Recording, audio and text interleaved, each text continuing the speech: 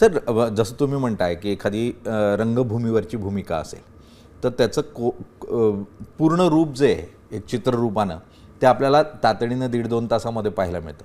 मात्र चित्रपट जो आहे तो कोलाज रूपामध्ये असतो. ते तुकडे तुकडे तुकडे जोडल्यानंतरचं एक कोलाजाचं चित्र तयार होतं आणि मग प्रमुख रूप जे आहे ते समोर येताना पाहायला मिळतं आणि त्याचं विजन हे दिग्दर्शकाजवळ असतं. त्यामुळे दिग्दर्शक मुळात ते विजन घेऊन आलेला असतो. त्यातून मग भूमिका निवडणं आणि ते योग्य रूपानं समोर येणं हा मूळ प्रश्न तयार होतो. या सगळ्या प्रक्रियेमध्ये ज्यावेळेला तुम्ही भूमिका निवडता, जसं तुम्ही म्हटलं की त्या भूमिकेतून आपल्याला स्वत्व सापडतं का कुठे, मग हे आपल्याला जाणवत जातं. त्यातून इतक्या सातत्यपूर्ण भूमिका तुम्ही करताय आणि त्या विविधांगी करताय. म्हणजे दशावतार ज्यावेळेला आम्ही म्हणतो त्यावेळेला तुमच्या सगळ्या भूमिकांकडे बघितल्यानंतर फक्त या चित्रपटापुरतं नाही तर दशावतारी अशा भूमिका आहेत, वेगवेगळ्या पद्धतीच्या भूमिका आहेत. असं कधी झालं का की मला माझं स्वत्व या भूमिकेत सापडलं किंवा ही भूमिका जी आहे ती माझ्या जगण्यावर प्रभाव करून गेली?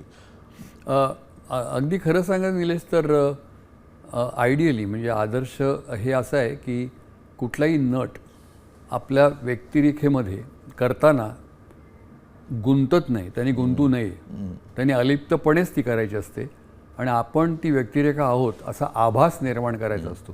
ती व्यक्तिरेखा व्हायची नसते त्यावेळेला. नाहीतर मग ऑथेलो मी झुंजाररावमध्ये तो खरंच मारून टाकेल कमळजीला. त्याच्यामध्ये तो जर एकरूप झाला त्या भूमिकेशी मी त्यांना प्रत्येक प्रयोगाला झुंजाररावच्या नवीन कमळजी आणायला लागेल. म्हणजे हिचं निधन झालं या प्रयोगात त्यांनी मारून टाकली तिला. सांगायचा मुद्दा की ते तुम्ही ती अतिशयोक्ती झाली पण गुंतून जाऊ शकत नाही तुम्ही. ते मी चौकट राजा असो, तात्या विंचू असो, नारबाची वाडी असो, गंगाधर टिपरे असो, चिमणराव असो, कुठलेही तुम्ही त्या वेळेला ती व्यक्तिरेखा आहात असा आभास निर्माण करता. गांधी असो.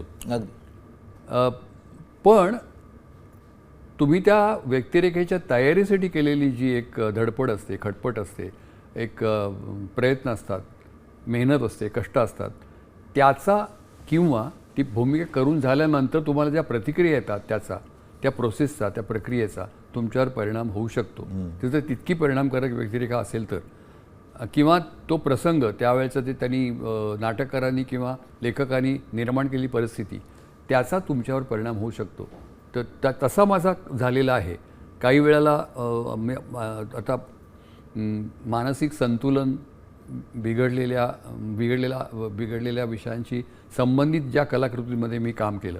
जयवंत दळवींचं नातीगोती नावाचं नाटक होतं. त्यात मी मतिमंद मुलाचा बाप होतो. चौकटराजामध्ये मतिमंद मुलगा होतो. रात्र आरंभ अजय फणसेकरच्या सिनेमामध्ये मी स्किझोफ्रेनिक पेशंट होतो. दुहेरी व्यक्तिमत्वाचा माणूस होतो आणि खुनी होतो नंतर तो.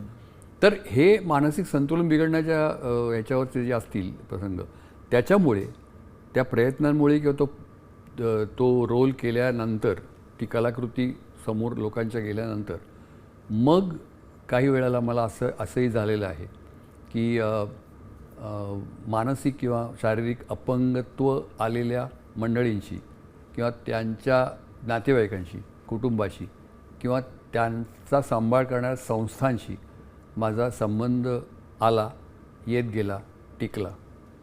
तर हे मी म्हणतो त्याप्रमाणे हे इनडायरेक्टली तुम्हाला तुमच्यावर परिणाम करतं. प्रत्येक प्रयोगाचं नाही. म्हणजे तात्या विंचू केल्यामुळे मला काही अमर होणारे कोणी असे भेटले नाहीत की तर या तुम्ही आमच्यात या म्हणून. तसं काय झालं नाही. पण असे काही आहेत की जे तुम्हाला भेटतात करताना नाही, त्या निमित्ताने तुम्ही तयारी करता की तुम्हाला आलेले अनुभव की केल्यानंतरच्या प्रतिक्रिया तुम्हाला येतात त्याच्यावरून असं. पण करताना आयडियली तुम्ही ते अलिप्तपणे करायचे असतात की मी ही व्यक्तिरेखा सादर करतोय हे भान कधी सुटू देता कामा नये नटानी.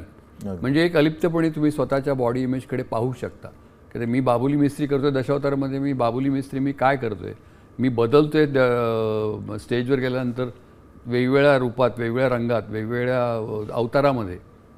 कधी यम होतोय, कधी मत्स्यावतारामध्ये आहे, कधी भीष्म आहे, कधी हनुमान आहे. तर या ह्याच्यामध्ये बदलतोय. तर त्याचा त्या वेळेला ते इफेक्टिव्ह करण्यामध्ये माझं हे असतं. त्याचा परिणाम माझ्यावर होत नाही. स्वतःला मी अलिप्तपणे बघू शकतो की मी हे केल्यानंतर मी कसा वाटतोय ते.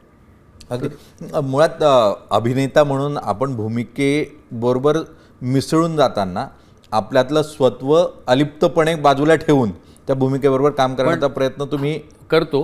पण क्वचित कधीतरी असं होतं की ते अद्वैत म्हणजे कसं की ॲक्टर आणि व्यक्तिरेखा हे क्वचित कधी एकमेकाला स्पर्श करून जातात. म्हणजे ते व्यक्तिरेखेची व्यथा तुम्हाला स्वतःची वाटते, असं स्पर्श करून जाते कधी. हा अनुभव सुद्धा मला आलेला आहे. आता isakal.com आहे देशातील नंबर 1 ची मराठी न्यूज वेबसाईट. प्रत्येक अपडेटसाठी isakal.com ला नक्की भेट द्या.